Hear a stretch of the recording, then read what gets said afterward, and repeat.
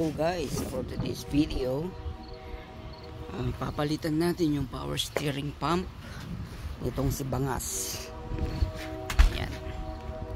Yan siya.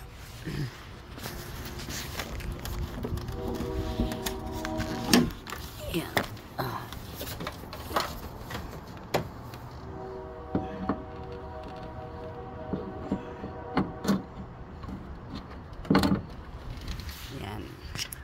So medyo madilim na, pero ngayon lang tayo nagkaroon ng time, so pakita ko na lang sa inyo.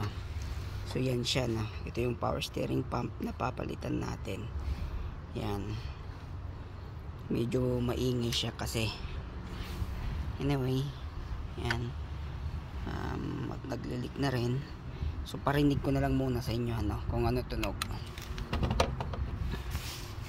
Okay, gamitin natin yung remote start na kinabit natin noon. Yan.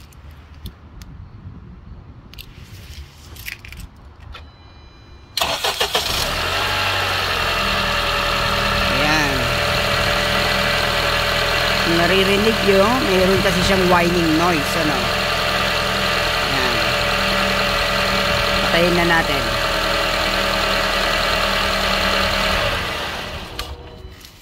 Yan, meron kasi siyang whining noise, kaya papalitan natin siya. Okay, so bali, pakita ko lang sa inyo. Meron niyang, oops, medyo mahirap. Yan, turo ko lang yung mga tatanggalin, no? Yan, sa ibabaw, dun sa feed hose, may dalawang tournicles. Tapos dito sa clip, dyan sa may ano ba to, suction hose, and then dun sa ilalim may dalawang tornilyo, isa dyan at saka isa naman doon, hindi kita yan sa baba. So update ko na lang kayo pag napalitan ko na. Okay, bye bye. So ito na guys, natanggal na natin. Yan naman yung bago nating power steering pump. Well, actually hindi siya bago. Bagong kuha lang, galing sa junk shop, Yan, may kalakalawang pa. And ito naman yung dati natin. Yan. So may leak na rin siya. And then ayan, kung aalogin natin, yan, hindi dinig sa camera, pero pagka iniikot natin yung isa, may gaspang kang mararamdaman dun sa bearing. Ito naman malambot yung isa. Yan. So sige, update ko kayo maya kasi talagang madilim na. Okay, bye.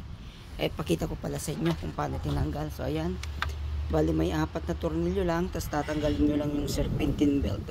Yan, madilim na nga lang, pasensya na guys kasi gabi na tayo Okay, bye.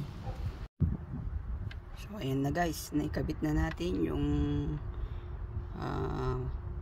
power steering pump natin mula sa junk shop. Yan. Ngayon papanda rin naman natin, tignan natin kung medyo tumino ba yung andar or ganun pa rin.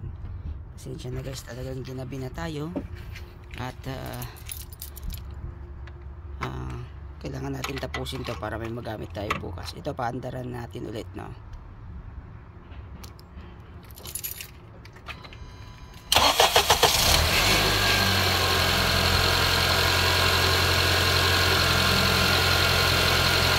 Ayun guys, narinig nyo naman, successful.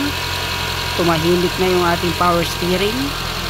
Hindi na siya ganun kaingay, hindi na kagaya kanina. So okay, ayos na siya. Yan, ayos naman yung ating belt. Sige, so hanggang sa muli na lang guys, paalam.